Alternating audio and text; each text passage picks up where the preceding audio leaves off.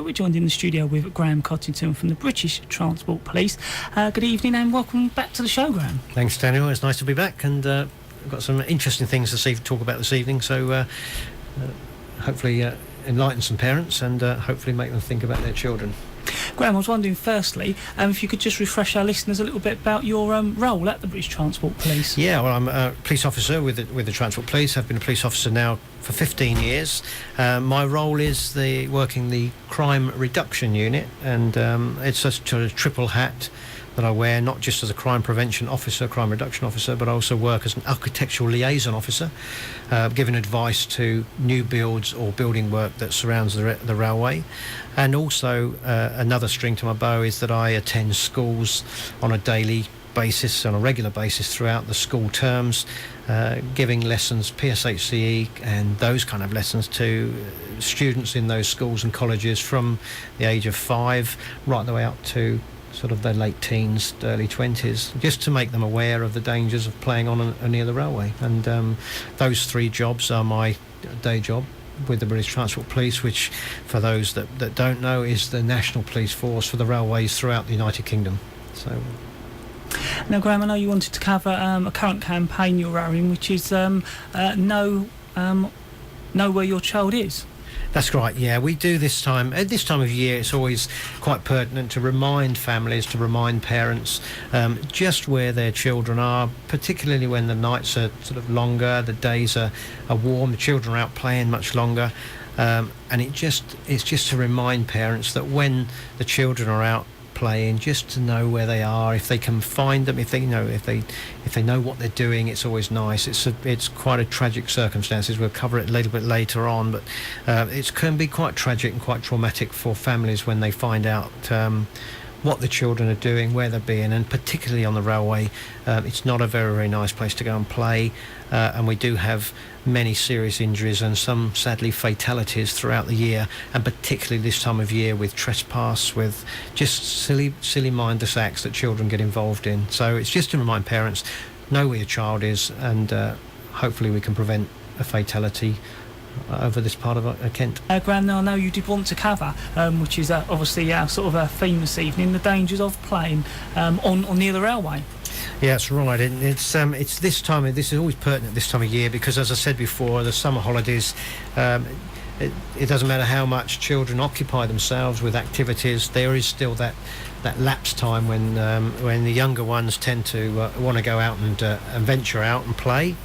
We don't want to stop them playing. We certainly don't want them stuck behind computers and nice sunny days. We want them to go out and enjoy themselves.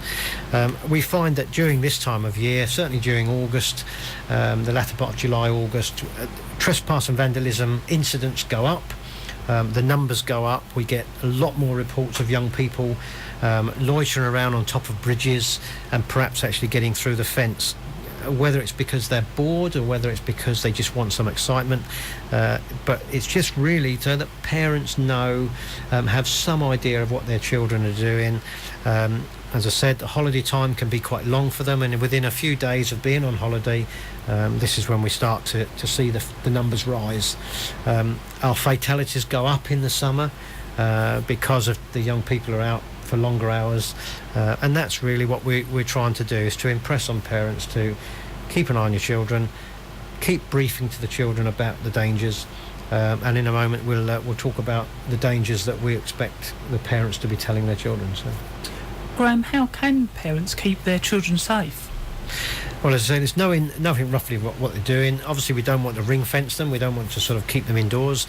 Let them go out, but just remind them that when they're going out, that they play safely, that they want to see them come home, and certainly for the railway line itself, the railway never sleeps. The railway is alive 24 hours a day. Even in the evening time, the trains may be less frequent, but the electricity in this part of the country stays on 24 hours a day, 7 days a week. So even though there may not be no trains coming, the electricity is still on, and it catches a lot of people out, particularly when if they go trackside and they manage to get into the fence and go trackside. That's when accidents will happen.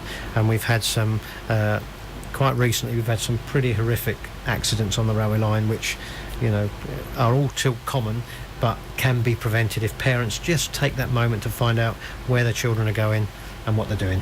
Graham, I know you wanted to cover the dangers of trespassing and vandalism by children and how dangerous that can be.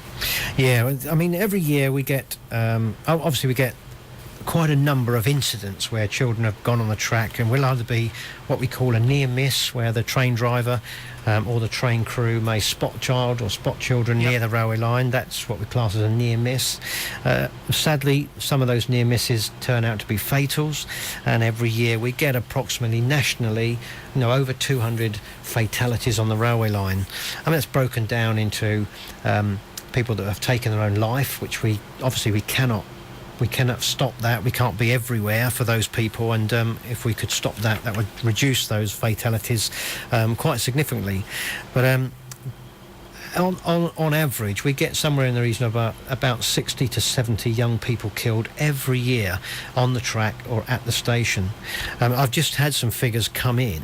In fact, we've been doing some research between British Transport Police and Network Rail, and over the last year, 2009-2010, there were 62 members of the public killed on the railway line through either trespass or vandalism, and that's quite a high number when you think that's in one 12-month period. There are other fatalities, of course, where, as I said, suicides or people that have had accidents at the railway station, so that's quite a high number, and that's the number that I personally try to reduce by going into schools and educating young people and teachers and parents about the dangers about going on near the railway line. So those are some of they're just some of the figures that I've plucked out of the mire, just to sort of show people just what goes on and what those young people. And if we could reduce that, even one death is very, very tragic. To have 65, 70 a year, that's incredible, considering this day and age where we're trying to educate young people. The trespass themselves, it can be anything from stone throwing, going on the track, to place objects on the track. We even have this game of chicken, where the last one standing on the track is the winner, and all kinds of manner of games that young people put themselves in.